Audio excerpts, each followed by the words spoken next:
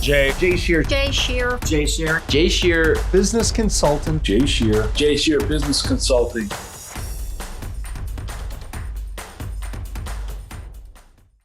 Hey, everybody. I'm Jay Scherr with Jay Scherr Business Consulting. We help entrepreneurs and business owners maximize their potential and build rock solid businesses.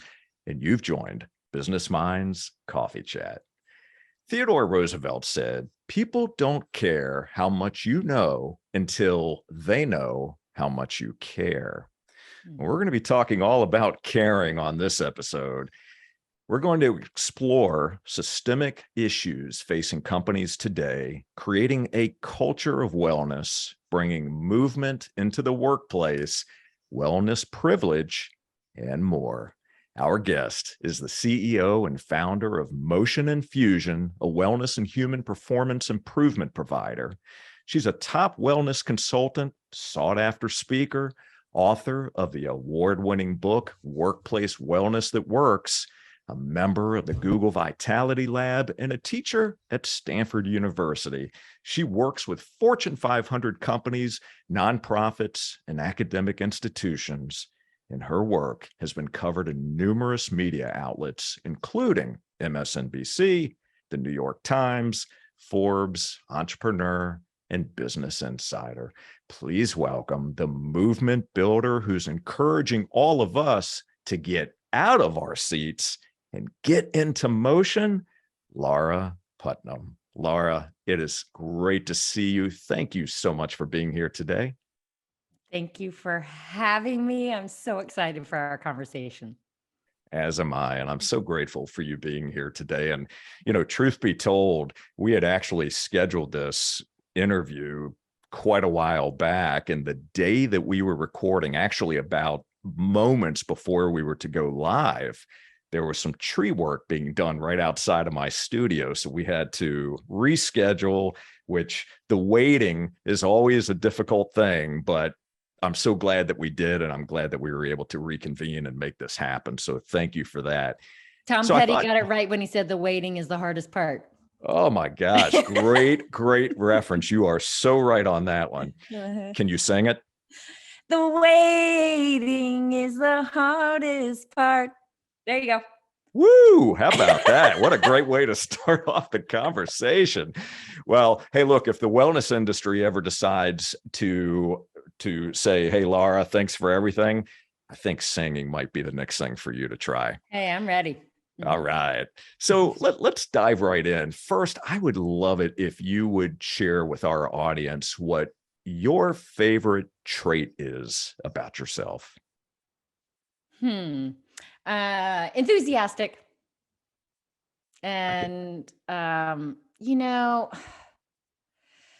I think I have my dad to thank for that to a large extent. And one of the things that he taught me early on was to be a global citizen. And I think that one of my favorite things about not only traveling, but living abroad is that I feel like that in our culture, in American culture, there's so much pressure to be cool that you can't really bubble over with enthusiasm. And, and I've kind of lived a whole life of being told that I'm too much, too loud. And one of my favorite parts about living and working in West Africa is there was one night I had some friends who were staying with me, and I'm living in this small village. So at night, there's no electricity. So at night, it's so quiet. And so my friends were staying with me, and we were laughing late into the night. And the next morning, the guy who was kind of like the head of the compound where I was living, he said, "I heard you laughing last night." And I said, "Oh my gosh, I'm so sorry. I was so loud. I'm so sorry. We were so loud." And he said, "Oh no, I was happy to hear that you were happy." So that to me is kind of, living life enthusiastically. My dad actually, a story that we heard a lot was he traveled with his best friend at the time, Michael Rockefeller, to right after they graduated from college, to New Guinea. And he told that story a lot to us growing up. And then as a small child, we actually lived in Ethiopia. And so this is like part of my DNA to be a global citizen. And again, where there's more allowances to be one's full enthusiastic self. That is so beautiful and so well said. And I want to continue to tug on that string a bit, tug on that thread around your backstory, just in researching you and learning more about the experiences that you've had, which are so many. And you mentioned about being a good global citizen. I mean, you certainly have had your share of experiences, but give us a thumbnail sketch for the rest of our audience who may not be familiar with your backstory. Share some of the lessons that you learned and the path that you've been on that has led you to the work that you do today. Well, first of all, when I share my background, I often will have interviewers say, either you have ADD or you're running from the law. So I don't know which one it is. But I consider myself to be kind of a Da Vinci, or that's who I aspire to be like, I should say. And I feel like that our life is more about the journey than it is about an ultimate destination. And so my experience is pretty wide. I was a nationally competitive gymnast, including at Stanford University. I was a member of the women's gymnastics team, a scholarship member. I had a stint as a professional dancer. I've always been doing movement on either full-time or on the side. For example, when I worked on the U.S. Senate Antitrust Subcommittee, I was also teaching aerobics. And I've, like I mentioned earlier, I spent some time living and working in West Africa. I spent some time in Mexico City working in a children's hospital on a measles research project. I was director of a youth leadership organization that was recognized by the Points of Light Foundation. You may or may not remember that, with the George Bush Senior's administration. And I also was an urban public high school teacher. And I taught history in some of the most challenging schools in the US. And so now I've kind of gathered up all of those experiences, and I am now what I characterize as a movement builder in the world of health and well-being. And I particularly focus on the workplace. I consider the workplace to be kind of like the adult equivalent of school. School, just like we have this sense that school can be this point of transformation for our kids, I really believe that work can also be a place where we can be transformed and we can be enabled to become our best selves. And a lot of that is around kind of bringing transformational learning experiences. And so that's a lot of the work that I do, is bringing my teacher sensibility to this space of health and wellness, and how can we bring about change to promote better health and well-being through transformational learning experiences, specifically in the workplace. So good. So, and I can understand why maybe some other interviewers have asked one of those two questions, but the thing that stands out, or the thing that I'm most curious about, and curiosity is probably the trait that I most connect with, which tends to be the reason that I do what I do. Mm-hmm. But what would you say is the through line, if you're able to find one, amongst all that you've done? What is that through line that connects all of those dots? Yeah, such a great question. And I think that there are a number of through lines, but one is certainly this whole conundrum around how we as human beings, we are born to move. It's one of the best things we can do for our bodies and our brains, but we are effectively told to sit. So we have kind of this biological cultural mismatch between what we're biologically programmed to do and what we're culturally asked to do.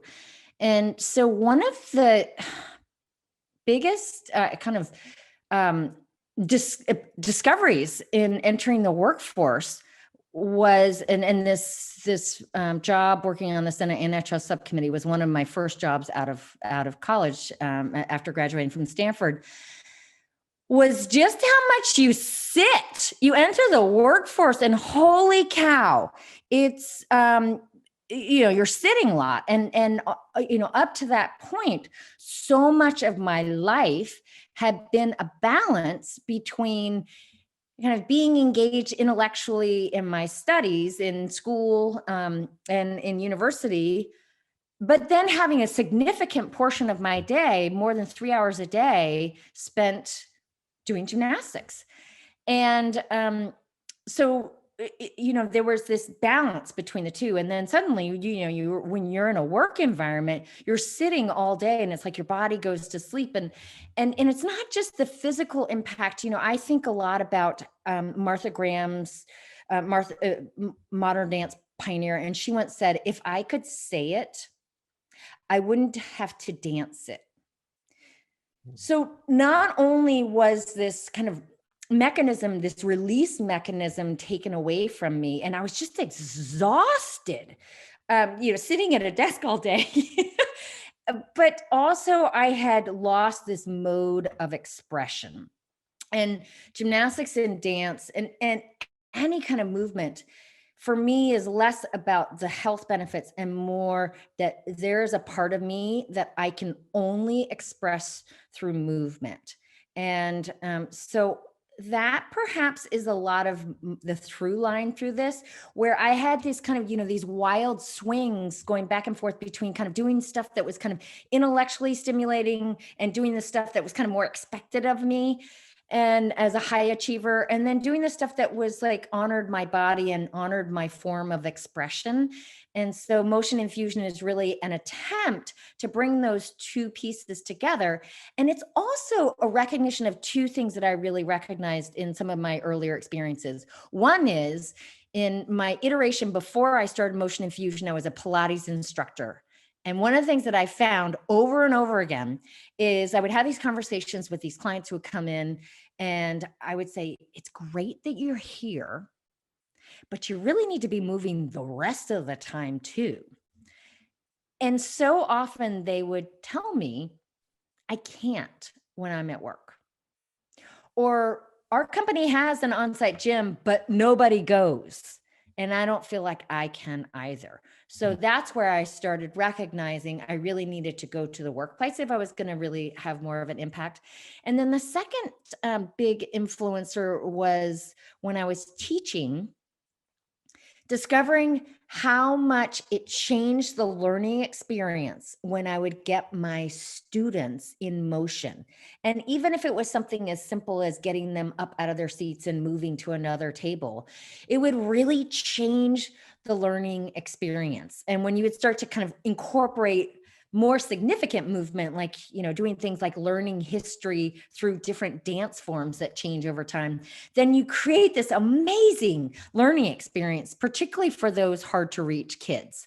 So all of that kind of adds up to when we move, not only do we get healthier, but we get happier, we even get smarter. But hey, meanwhile, as much as we know we should move, we are all effectively being told to sit. So the only way that we can really start to make change is to start shifting the narrative in the world of wellness from take personal responsibility for your health and wellness to now, how can we work together to shift the culture and the environment around people so that the healthy choice becomes the easy and the normal one? Well, we're going to dig more into that as the conversation goes on, because first of all, I think it's important to not only talk about the importance of it, but also the how-tos, right? What are the practical things that we can do to either change culture, to change mindsets, to change behaviors, to take that ownership and do the things that we should be doing that are going to improve our overall health, well-being, performance, and all the other wonderful things and attributes that come along with it. So before we go a bit further, I was curious, as I'm listening to you, and I can feel your energy and your excitement and your passion for what you do. Mhm. What is something that you believed about yourself early on that later you found out wasn't true? I guess probably, I, like so many others, I think, frankly, especially women, wrestle with this sense of not being enough. And now I look back on my younger self and I feel like I was more than enough. And I wish I had seen that sooner. Yeah, I can feel you on that. And I think that's Mhm. probably one of the more common things that I hear when I'm Mhm. talking with clients, when I'm talking with others and asking that type of question.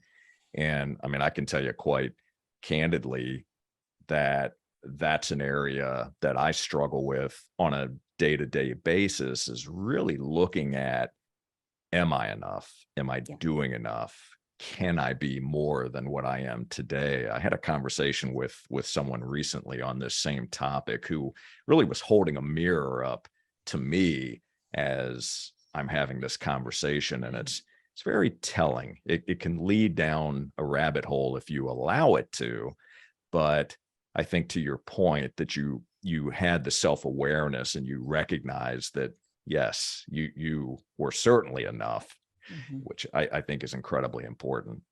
So I wanted to ask you about something that I read fairly recently. You had posted not long ago about channeling your inner GrandBetsy when you're in need, of inner strength so you can be your best. So your grandmother married 5 times, ran Mhm. for Congress. Mhm.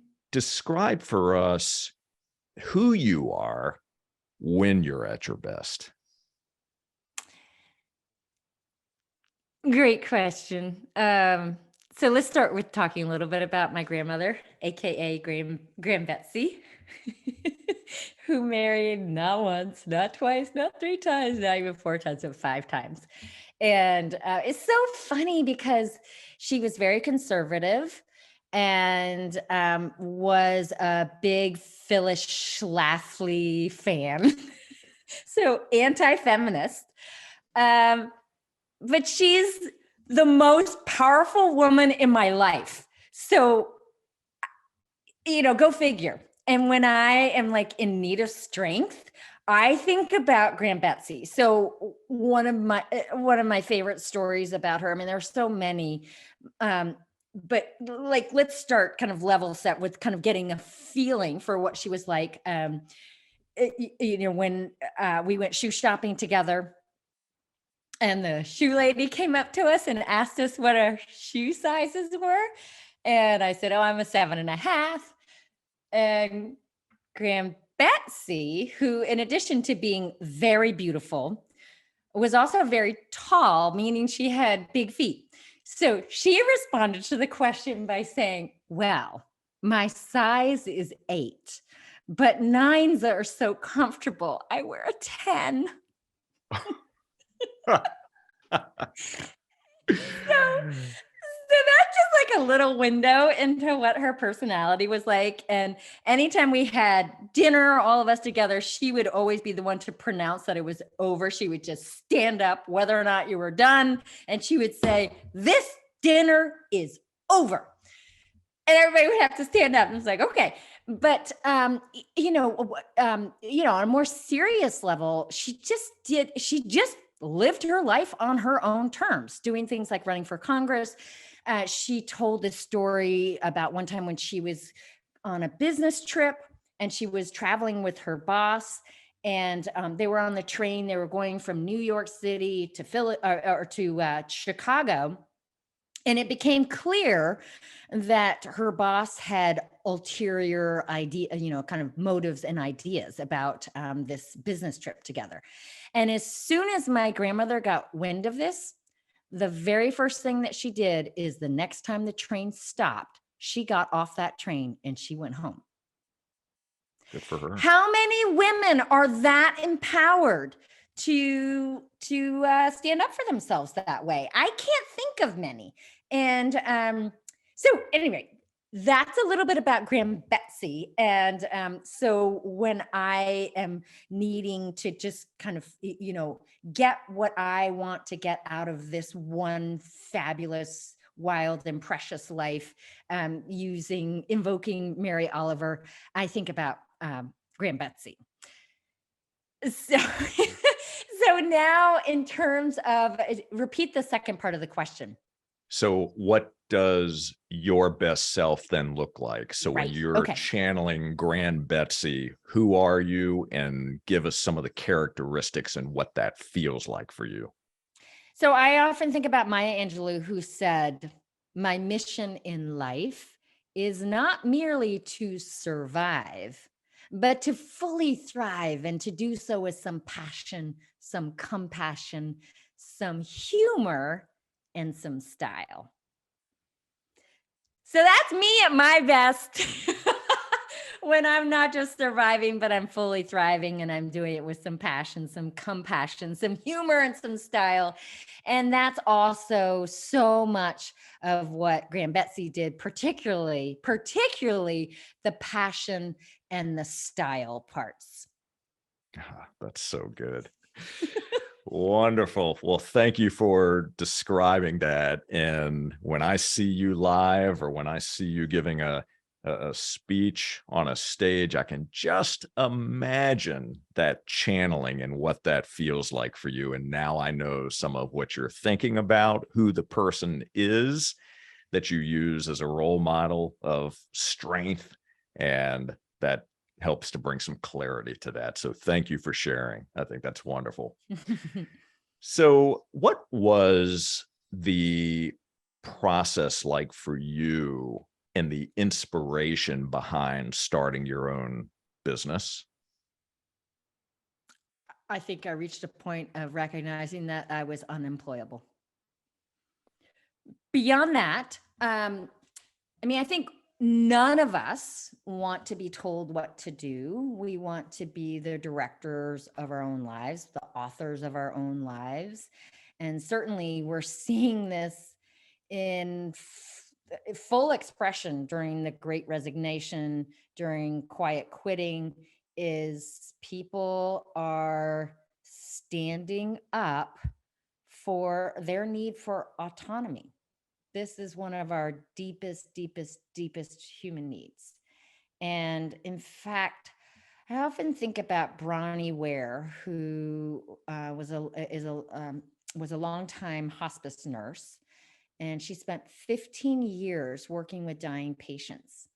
And interestingly enough, the top dying regret that she heard over and over and over again was, I wish I had lived a life true to myself, not the one that others expected of me. And so Motion Infusion is really my best effort to live a life that is true to myself, not the one that is expected of me. And again, that really builds on all of the experiences that I've had, from performing on a stage to being in a challenging classroom environment with awesome, amazing kids, to working in, walking down the hallways in the Senate, in the Hart Senate office building.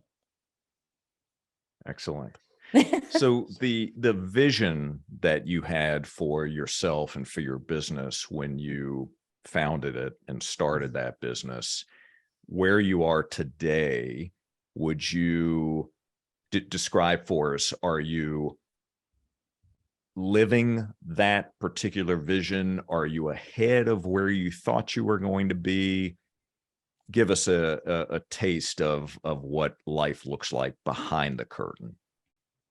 It's really interesting that you would ask that, because in all candor, I feel like I have a really strong sense of kind of who I am. And retrospectively, I'm able to speak to my purpose. But the whole concept of goal setting, looking ahead, where do I want to be 10 years from now? Where do I want to be 1 year from now? It's actually really hard for me to do. I have yet to write a business plan as much as I have tried. I've tried over and over again, and I just can't seem to do it. And so I think I didn't know where I would be, and I still don't know. However, I do know, where I want to be 10 years from now. However, I do know that 10 years, 20, 30 years from now, I hope that I'm still doing this. And I hope that my influence continues to grow. I hope that this book, Workplace Wellness That Works, is one of many books. And in fact, I'm working on my next one, tentatively titled Born to Move, Told to Sit. I hope that I get to be speaking all around the world, as I'm already doing. November, for example, I'm going to be going to Thailand to train a group of 60 Iranian CEOs on well-being, which I'm so excited about. So, at any rate, I think if I were to kind of sum up what I'm hoping for, I really think a lot about Margaret Mead, and just how she's probably one of the best examples of global citizen and a great friend. That's one of the things that she did so well. She had friends around the world, and she was really good about staying in connection with them. And so that's another piece of this. And I think a lot about, the longest standing study to date on longevity. It's an 80-year study that's been looking at Harvard men, first men, and then adding in women. And the number one factor in their longevity and how satisfying their lives have been is the question, am I loved, and have I loved well? So I hope that in the work that I do, that I help everyone to feel a little bit more like they are loved, and that I am helping them to do that. Beautiful. Mhm. That's an incredible study, by the way. It's one that I would know. encourage our listeners to definitely do some research on, because it's not only wide ranging, it's a very detailed study, but it's telling. It's incredible what they have been able to, the data that they've been able to accumulate, and then draw some really powerful conclusions from. So yeah, that's incredible. So I'd like to shift the conversation here for a couple of moments to your book, Workplace Wellness That Works. Mhm. And I want to start with the dedication that you made in your book. And you dedicate the book to both your dad, Sam, who you referenced earlier in the conversation, as well as Bill Bond. Mhm. And your father was part of the US aid team that fought against the spread of malaria in Ethiopia. Mhm. I'm curious, what were you shared some of this, but share a few other pieces of information relative to your dad. What did he pass on to you that you carry with you today that you want to be able to share with the world? Well, thank you for asking that question. And, my dad, as I shared earlier, really valued being a global citizen. And before he died, the thing that he talked about the most was actually his trip to New Guinea. And he, one of the things, so this, as I was saying, was a trip that he and his best friend at the time, Mike Rockefeller, planned. And ultimately, Mike actually died in New Guinea as well. I'm not Chris, my dad lost him there. He came back on a subsequent trip. And, so Mike and my dad were they just graduated from college, and they wanted to do this really kind of, meaningful expedition. And so this became this whole anthropological, archaeological expedition. And my dad and Mike really went along as photographers. And so when they came back, Life magazine did a whole spread of their photographs. One of the photographs that my dad took was the centerfold photograph in Life magazine. So so he was actually asked by National Geographic to join on an expedition to the Antarctic as a photojournalist. And but by this point, he was already in medical school, so he made the choice to pursue that path as a physician. But meanwhile, he took these beautiful photos of us, just gorgeous artistic photographs. And so much of my kind of appreciation for beauty and having kind of an artist's mindset really comes from my dad, particularly this kind of, you asked the question, it's kind of like, I am a physician and I'm a photographer. And so what is your and? And so I often think about that. But the irony is that my dad really wanted me to be a physician.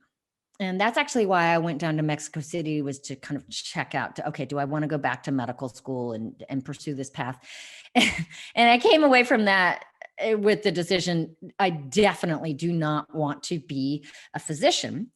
And, but what's interesting is that we've kind of circled back, because so much of the work that I do now, although I do it from the sensibility of a teacher as opposed to a physician, is really around closing the knowing and doing gap and helping people to engage with a healthy lifestyle, which is exactly what my dad did around a lot of his area of focus was around the doctor-patient interview. So he was one of the pioneers in this space back in the 70s, when nobody was talking about this, around the difference, how that can inform the diagnosis and the kind of health of the health outcomes for the patient. And also how it can help to engage the patient, so that it's not just a doctor telling a patient what to do, but instead they engage in this together.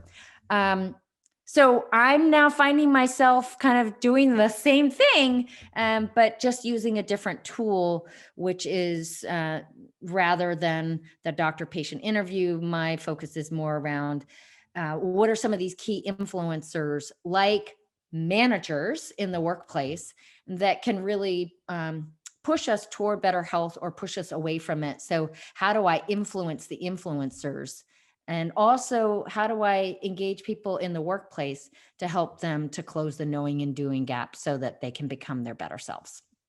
Well, we can definitely see where your father's influence and what you saw and what he was able to accomplish certainly impacted you, and how you show up today, and how you're engaging others and getting people on board to actually take action.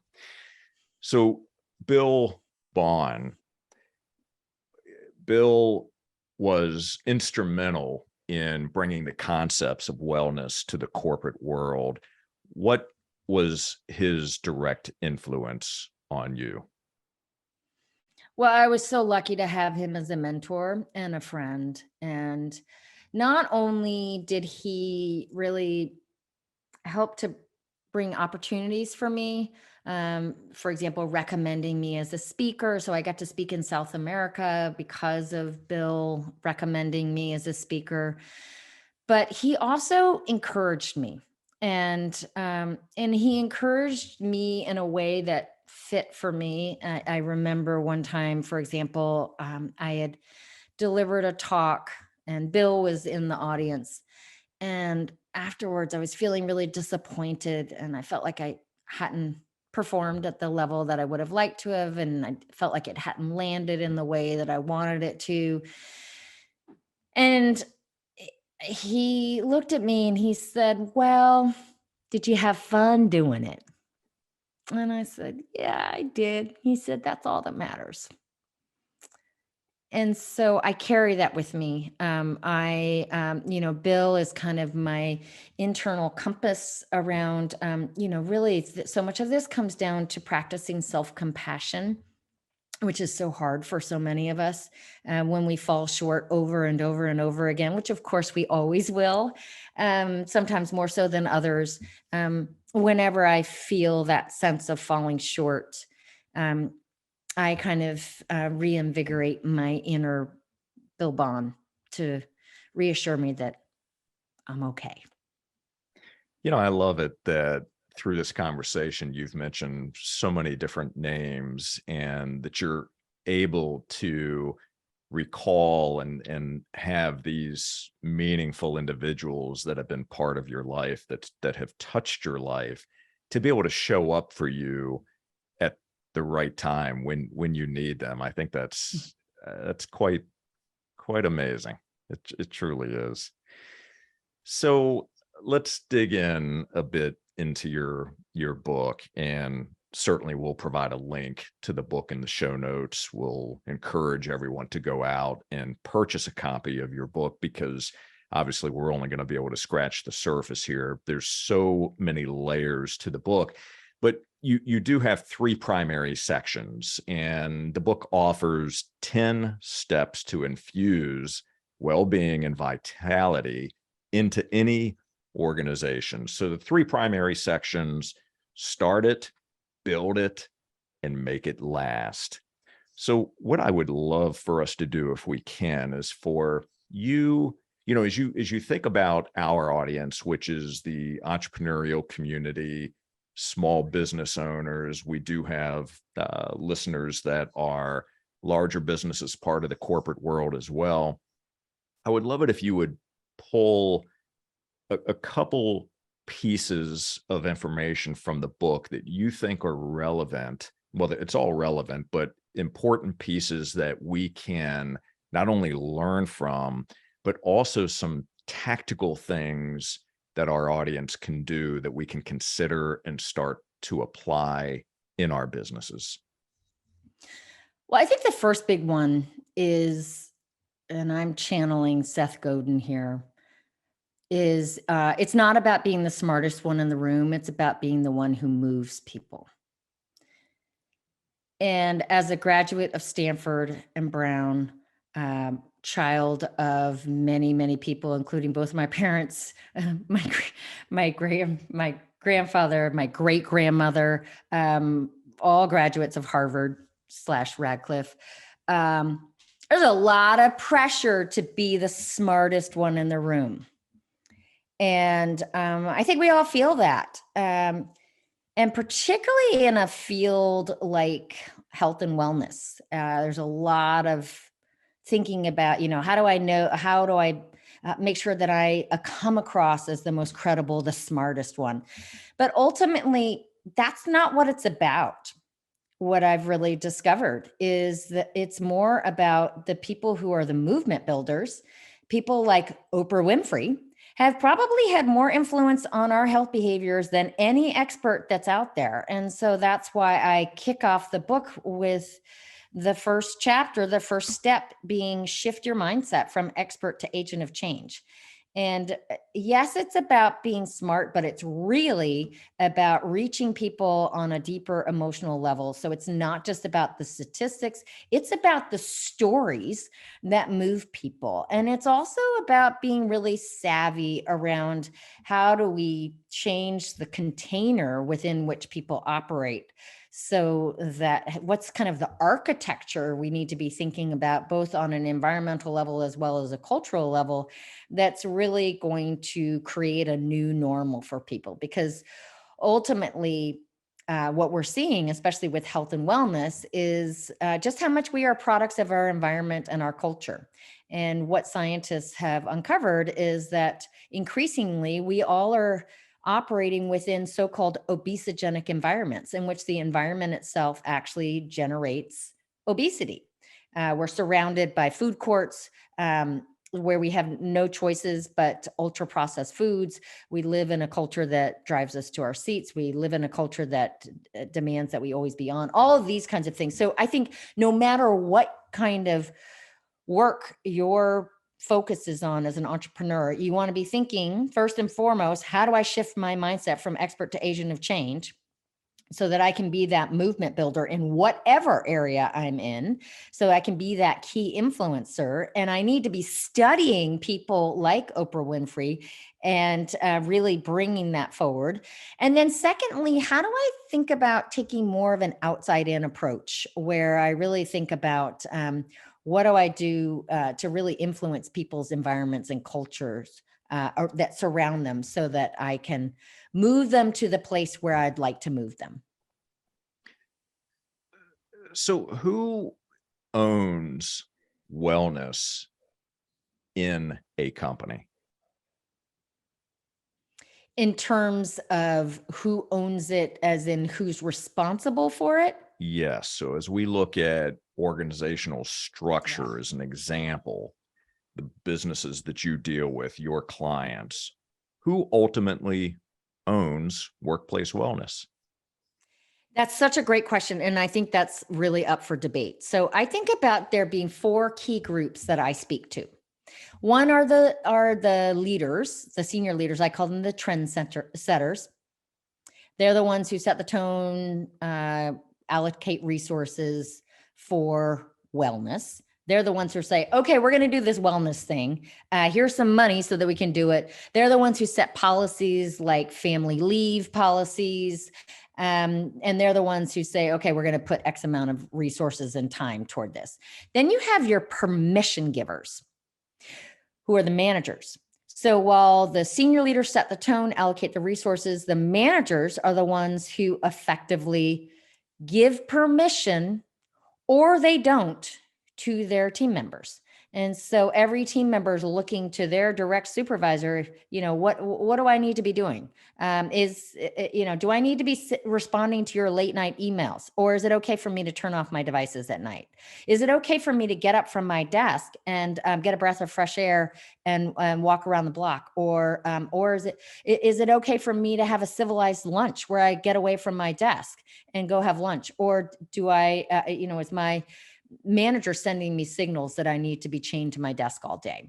Then the third group are kind of the boots on the ground activators. So these are the people who are typically perceived as, quote, owning wellness. These are the HR people. These are the benefits people. These are the wellness program managers. These are the so-called wellness champions. Now, what I see so often is that these people who own wellness are often pretty disempowered. So you've got, a group of hardworking people who are disempowered from the start, and they're expected to own it. So it's like, hey, here's a long list of things that we expect from this program. You're going to save on our healthcare costs. You're going to get people to be more productive. You're going to get people to be healthier. Oh, and by the way, this is one of a zillion other things that you have on your plate, and we're not going to take those things off of your plate. Oh, and by the way, you don't get any money or time to put toward this. And so the chances that these activators, kind of my fellow activators, are going to succeed are about as likely as, and I often show a picture of a little baby trying to pick up this really heavy barbell. It's about as likely as this baby is going to pick up this barbell. In other words, it's just not going to happen. And then the fourth group is the self-starters. That's kind of the anybody and everybody else. And again, I think that this group is often perceived as being the ones who also own wellness. It's all about, our people, they just have to get more responsible, buck up and get more motivated, prioritize their well-being more. and we're going to give them a few resources. We're going to give them some incentives, and then they're going to be on their way. So, for example, I get lots and lots of requests from companies like, "Oh my gosh, our people are really stressed. Give them some tips so that they can be less burned out, more resilient." And the truth of the matter is that no yoga class, no mindfulness program, no deep breathing or positive mindset, it can stand up to the impact of having to do the work of three, or having to tolerate and navigate a toxic boss that is that is enabled in this workplace, or can stand up to perceptions of unfairness, for example. And so this is why so much of the work that I do is really about changing the conversation and questioning who actually owns wellness, and to instead wake up the senior leaders around, like, okay, guys and gals, you're the ones who own it, in the sense where you're going to be setting the tone across the organization. So, for example, with something like mental health, you really need to start showing some vulnerability here to make it okay. But then, and you really need to be looking at the root causes, asking the big questions around things like, why are people burned out? Do we have a toxic culture here that we need to address? Are we asking people to do, do we have a problem with work overload? And if so, what are some systemic changes that we're going to make so that we're actually addressing those root causes? And then the other key players are those managers. And so every manager needs to be empowered to become what I characterize as a multiplier of well-being. So whether or not well-being is part of the job description, the extent to which their team members can actually be well largely comes down to them. So, Gallup research, for example, shows that the manager alone likely accounts for up to 70% of the variance of their team members' engagement with their well-being as well as their work. Wow. We know that for every hour that a manager engages in after hours email time likely translates into an added 20 minutes of after hours email time for their team members. So again, team members are following the signals that are communicated, that are role modeled, that are communicated, and, kind of the culture that's created within the team by that manager. But there's even a frightening study that came out of Karolinska Institute in Sweden showing that if you have a negative boss, your chances of having a heart attack today and 10 years out dramatically increases. So when we hear people joke about how their boss is killing them, they actually kind of mean it. And so it's not meant to scare managers, but it's simply to highlight for them the choice that they have to make, which is, are they going to choose to be a gatekeeper and literally get in the way of their team members' engagement with their well-being by not prioritizing well-being themselves, not visibly prioritizing it, doing it loudly, if you will, by not talking about it, and by not creating systems to normalize it within the context of the team? Are they going to stick their head in the sand and pretend like this wellness stuff doesn't matter? Are they going to minimize wellness and refer to it as, the yoga workshop, or that's what people do who aren't as important as I am? I'm so important, I don't have time for that stuff. Or are they going to put on their cape and become an agent of change, a positive influence, a multiplier of well-being for their team? And they can, by A, doing it themselves, B, speaking about it, explicitly communicating about it, that is about well-being. And then three, C is to create, which is to create a new normal, an oasis of well-being within their team, so that no matter what's happening across the organization, what's happening in our crazy world, every single person on that team is a little healthier, a little happier because they have this manager as their boss because of the team that they're on.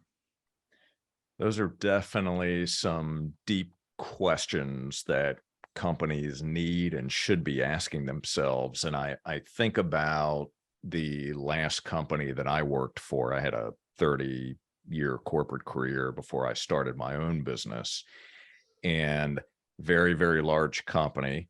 And we had a wellness program, but it's almost what you were describing that you can envision, where they were just basically checking the boxes. I mean, yes, there was a yoga class. Yes, there was a gym at the corporate office, but were they really focused on culture and developing a true wellness program that looked out for the best interests of their employees, that accentuated the benefits and creating engagement?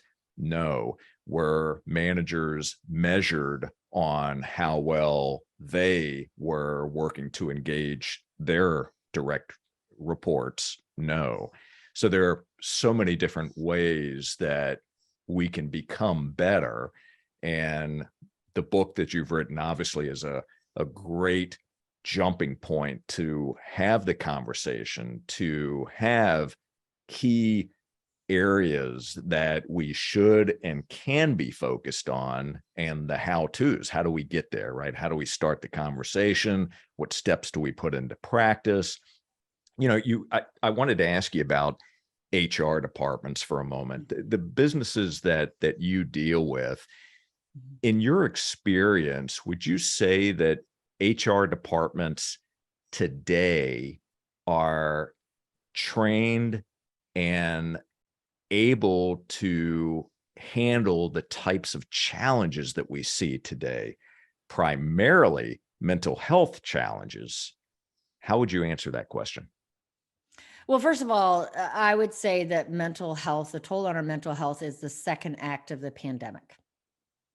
So all of those things that we have had to do to protect our physical health, such as social distancing, and double timing as working professional and caretaker, for example, have extracted an enormous toll on our mental health. So, for example, a study came out in 2020 showing that rates of depression have tripled for Americans.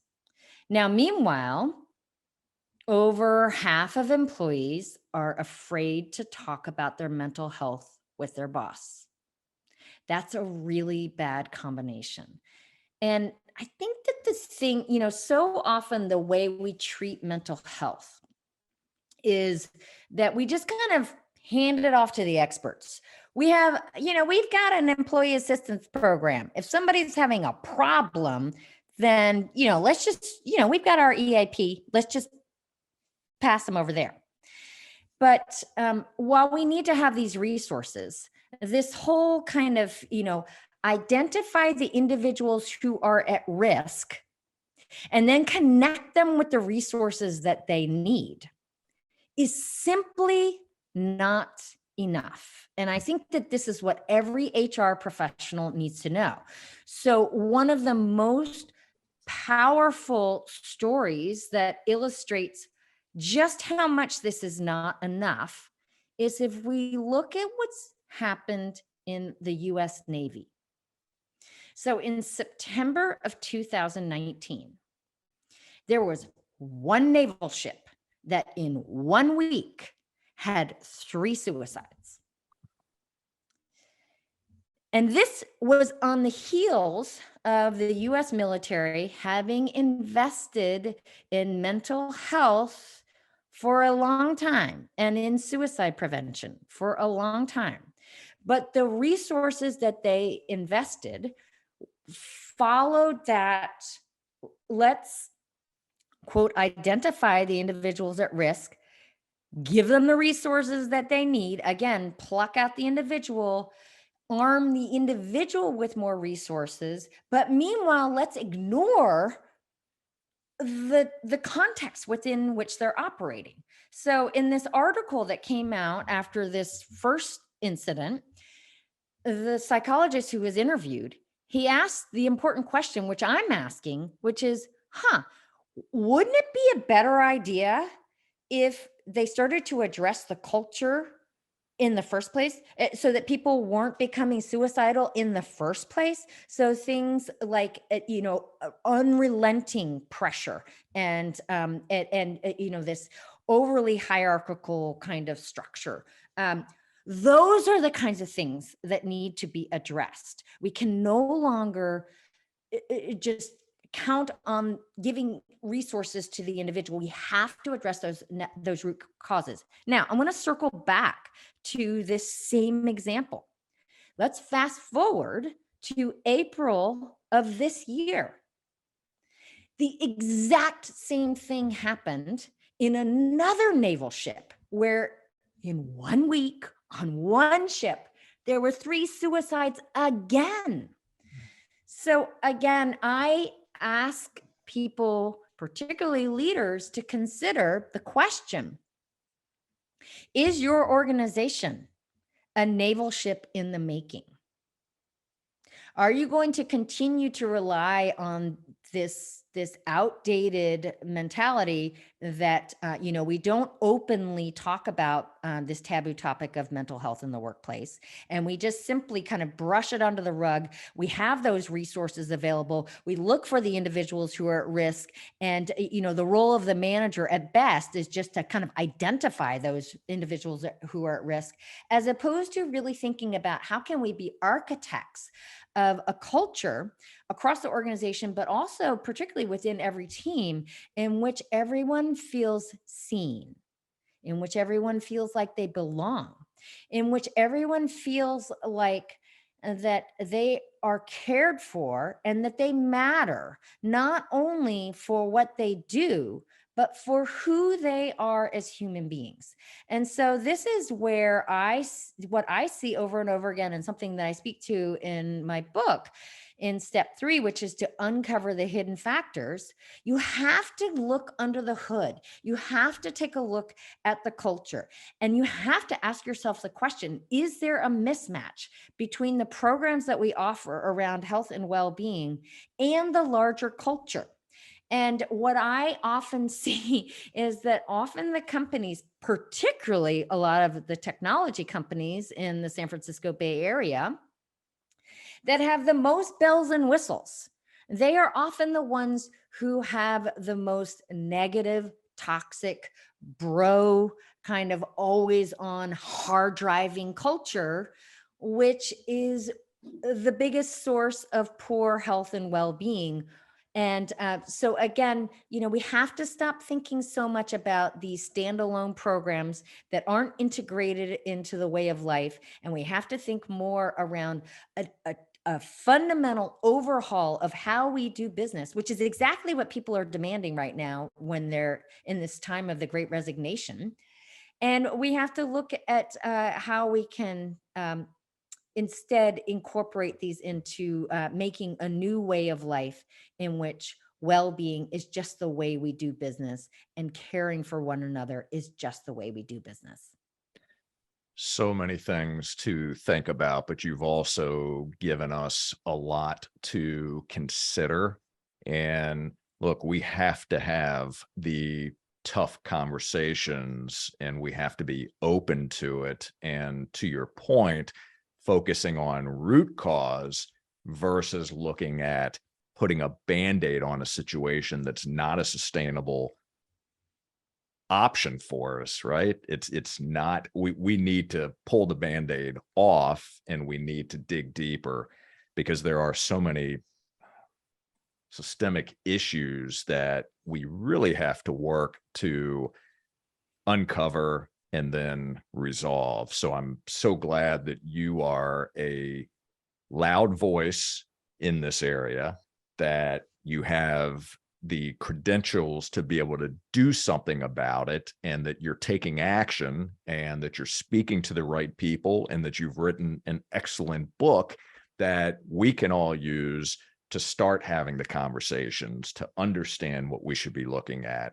how we can start to create change and create a culture of wellness within our own businesses. So I thank you for that.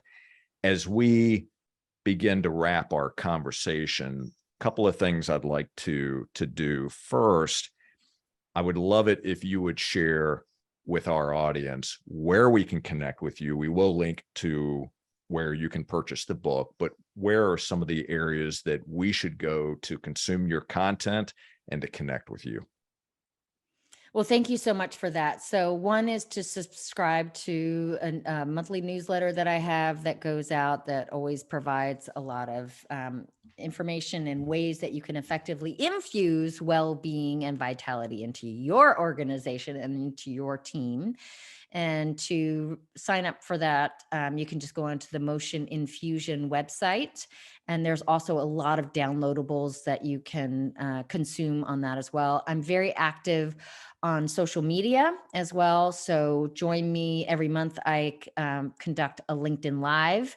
So I invite you to join me for that. My most recent guest was Jen Fisher, who is the Chief Wellbeing Officer at Deloitte. And so you can listen in on that. And I'm also active on Twitter as well as Instagram. And so and then I also have a website for lauraputnam.com. Terrific. Well, we will provide links to all that you just shared, your social handles, so our audience can follow you and connect with you to get to know more about all the wonderful things that you're doing. I would ask you to give our listeners a challenge. Mm. You're good at this. Yeah. I mean, I think that one of the things that I've been thinking about a lot, I challenge you. Next time you hear the narrative around taking personal responsibility for your health and well-being, or you find yourself issuing some tips around better health and well-being, and you find yourself saying, oh, better health and well-being, it's easy. All you need to do is get out into nature. All you need to do is to get into the kitchen and start cooking healthier options. All you need to do is take breaks during the day. All you need to do is to pursue your passion. All you need to do is to show up at work as your full, authentic self. I challenge you to think about every single one of those well-intended pieces of advice around how we can all become healthier, and start to unpack. Are there assumptions in each of those statements that assume wellness privilege? Are you privileged enough to have access to nature? 100 million Americans don't. Are you privileged enough to be able to come to work as your full, authentic self? Are you privileged enough to be able to cook the healthy option? Or are you working 3 jobs and perhaps you don't even have a kitchen? Are you privileged enough to be able to take breaks during the day? These are all questions that we need to be considering. And what this ultimately shows us is that while health and wellness has historically been framed up as just a matter of girl, wash your face or lean in, and we just need to take more personal responsibility. In fact, this needs to be a collective endeavor. And if there is anything that we have learned from the pandemic and all that has come with it, it is that my health and my well-being matters to you, and yours matters to me. There is no me without you, and the only way forward is together. Wow. You've certainly given all of us and me specifically a lot to think about. Now I need to go delete all the posts. Oh, and I need to rethink this. So thank you for that. So much goodness there. So many incredible things to think through. So here's my final question to you. What is the most difficult decision that you've had to make in the pursuit of who you've become? I mean, I think, I don't know if it's a difficult decision per se, but one of the a sadness that I carry with me. And in fact, I recently introduced myself for a keynote in this way, and I'll share it with you now, which is, I kind of did the regular introduction. I'm Laura Putnam, author of Workplace Wellness That Works, CEO and founder of Motion Infusion. I've now worked with over 200 organizations around the world. I've trained over 10,000 managers and leaders, empowering them to become these multipliers of well-being. But if you really knew me, you would know,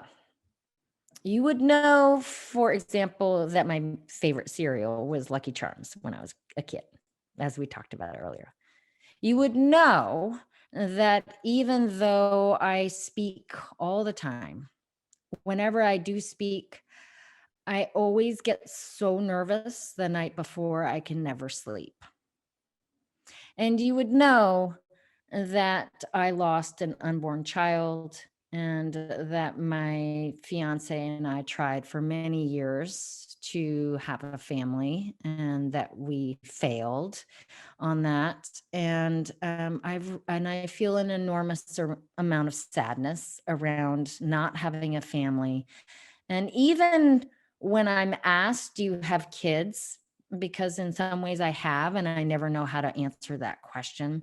And so my deep hope is that we still are able to have a family, and it will probably have a very modern way of looking. But that is certainly something that has been difficult to be able to have with the path that I've taken. Thank you for sharing. Greatly appreciate it. And your heart clearly comes shining through in this conversation, not only your passion, but your candidness. And I think the conversation about who we are is a good conversation for us all to have, not only talk about the things that we think we want other people to see, but also what's going on underneath the hood, as you said earlier, because that is where true humanity comes through. And you've demonstrated that today. So thank you. And I want to express my gratitude to you for not only showing up and joining us today on Business Minds Coffee Chat, but also sharing of your wealth of knowledge, telling us your story, at least parts of it, and sharing of your experiences in educating us. Thank you so much. I'm grateful to you. Thank you so much for an amazing, amazing interview. I loved it. As did I. And for all of you, thank you so very much for watching and for listening. And we would love it if you would take a moment to subscribe, rate, and leave us a comment. What did you learn in this episode? How did this episode impact you? Share that in the comments. And to enjoy more episodes, all you need to do is visit jscherbusinessconsulting.com/podcast. And until next time, keep learning and growing. Pick up a copy of Workplace Wellness That Works, and we'll see you on the next Business Minds Coffee Chat. Take care, everybody.